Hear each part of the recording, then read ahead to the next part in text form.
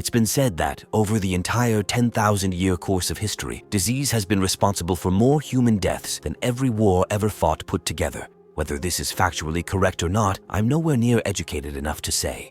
But something I've said in passing before that I do believe I can say with reasonable confidence is that hypocrisy is to the culture, nation, and/or state what germs are to the individual human animal. So what does this mean? And why do I think this? Well, first we need to explore just what I mean by hypocrisy. The dictionary definition for which is, in essence, a contradiction between words and actions, but I'm going to expand on that a little bit by roping in another observation of mine that communication is what's heard, not what's meant. So whether you intended to contradict yourself or not doesn't matter. So long as the observed reality is at odds with your description of it, you're a hypocrite as far as anyone listening will know or care. Now, while I wouldn't normally be so harsh in my judgments, there's a reason why I do so on this occasion, and that reason is that I'm about to tell you that, from a certain point of view, modern progressives and other magical thinkers throughout time do actually have a point when they claim that reality stems from perception. Now, hold on. Before you tear me a new one in the comment section, let me again define my terms here. When I say reality, I'm not referring to the actual tangible universe of matter and energy that exists around us. No, what I mean is that our reality, the world inside our heads that each of us occupies, the holographic analog of those physical surroundings that gets automatically conjured up when I say the word, that little pocket of liminal reality that is your world, your truth, as it is based on your knowledge and perceptions. The key to reason and wisdom is to recognize that these are always lacking, but because they are, inevitably everyone reaches a point where they're forced to act on incomplete information. When this happens, they'll resort first to their intuition, which I define as deep order perception, to try to squeeze any amount of fidelity out of a situation that they can. When and if this fails, we fall back on our pre-existing beliefs and instincts to fill in the gaps, often with less than optimal results.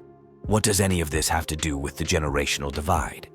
What I'm trying to get into your head is that people, no matter how old or rational, are inextricably locked into their own personal headcanon rendition of the world. Most often, this is built upon a foundation first fabricated for them in their youth, which is so fundamentally ingrained that the vast majority of us never so much as think to question its precepts. This simple human fact holds true for every sphere from dating to politics to religion to technology and even to the physical sciences. Fundamental theories like relativity and quantum mechanics being essentially unchanged and unchallenged, at least in any serious way, since at least the 1970s or before, because a majority of the leading scientists in those fields are from the Gen X and Boomer generations, shows you the locomotive-sized gaps in the human operating system. But again, what does this have to do with the video's title? Well, consider the world the baby boomer generation grew up in. And bear in mind that I'm referring to the collective of boomers as a whole, not as individuals. And likewise for Gen Z. Now, consider the generation who raised the boomers, what's now called the greatest generation, the same ones who were brought up through both the Great Depression and World War II. These people would have worked to instill in their children the skills, values, and mindset that got them through the period of their youths. The problem is that by the time the boomers were of an age to make use of this information, the world had changed so dramatically compared to when their parents were their age that the advice they had been given about being frugal, chaste, and reserved would have seemed not only wholly impractical but outright nonsensical. Again, when what you observe clashes with what you're told, you're going to assume the person speaking to you is either a liar or a fool. A fool being defined as someone who lacks information they reasonably should possess. Of course, this draws to mind another fallacy of human perception, the presumption of knowledge. When we learn something, even if it was just a few seconds ago, we struggle to then imagine what it was like to not know it. The consequence of this is that we often project our own lived experiences, our own personal worlds, our own realities onto other people which they do not share.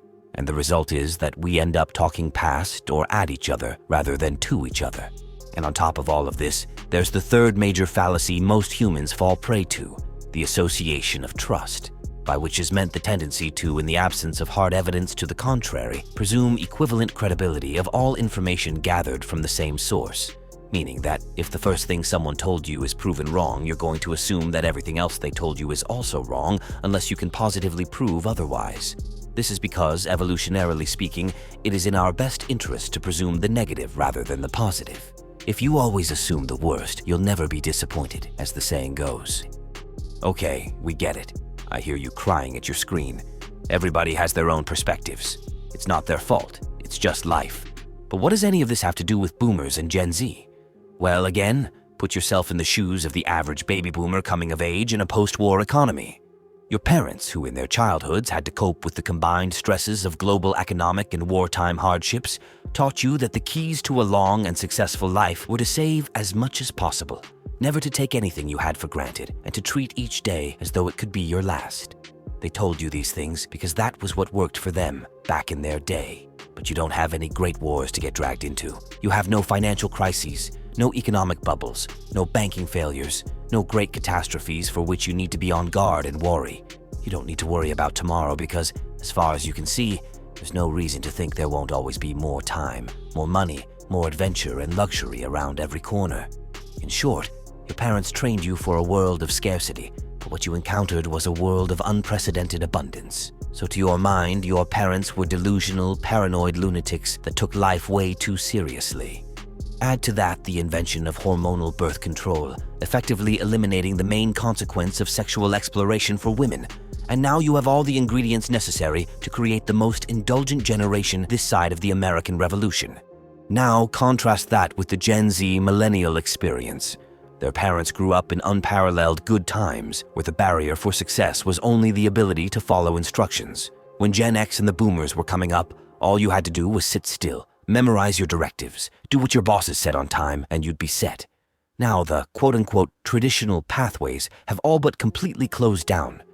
To borrow slightly a line from the YouTube parody channel, Cracked, when our parents were young, you could pay your way and your families comfortably with a single wage. The only way you're doing that nowadays is if your day job is being Elon Musk. Many of the younger cohorts are having to live in their cars, stay home with their parents, work 3 or 4 jobs plus additional side hustles and side gigs just to barely scrape by. And unlike the folks during the Great Depression, many don't have the support of a family or community to fall back on. In fact, many boomers or Gen X are as likely to throw their young progeny to the wolves and berate them as lazy or entitled for not making the same headway they did at the same age, despite having none of the same advantages as their ancestors. In short, the boomers were raised for austerity, but experienced prosperity, and so regard the older and younger generations as a bunch of incompetent or lazy fools for thinking the world is harsh or that life is difficult because they themselves have never experienced such hardships before. Meanwhile, millennials and Gen Z were raised for prosperity, told that all they needed to find success was a strong will and a firm handshake, but were then thrown out into a world of severe austerity and looming strife on par with the greatest generation's plight, and so now resent the boomers as a bunch of spoiled, out-of-touch elitist brats. In the interests of fairness and intellectual honesty, there is some amount of merit to both sides' points of view. Sure, some young people are just lazy and entitled, but I'd put it to you, whose fault is that? Who filled their heads with the idea that the world was just going to hand them everything they ever wanted, so long as they were just competent enough to fill out the right forms. And yes, many boomers did actually take their parents' teachings to heart and made good, self-fulfilling, self-sustaining lives for themselves out of the prosperity they were handed as a result. But what about the boomers who just took advantage of the opportunity to be parasites? Let's not forget that the oldest generation is still the majority in all senior management and leadership roles throughout the developed world, from government to corporate governance to leading industry to entertainment. It should tell you something quite forcibly about the decrepit state of our world order when a 70-year-old political candidate is considered young and spry by comparison. The big problem as I see it facing us all right now is that we have at least 2, going on 3 generations who've been systematically trained for a world that hasn't existed since before the last public payphones were retired. And since the last generation to have any practical experience living in such an adverse environment are at least 90% of the way gone as of this recording, the best and only advice, if it can even be called that, the young tend to get is to just do what their parents did, which doesn't work because we live in a completely different world. So for all the 2% of the audience that are boomers listening to me right now, imagine you're doing push-ups after years of being in an induced coma and someone comes along and steps on your back. Now imagine that, while you're struggling to so much as make enough room for your lungs to expand, a professional strongman comes along and starts telling you off for your lack of muscular development.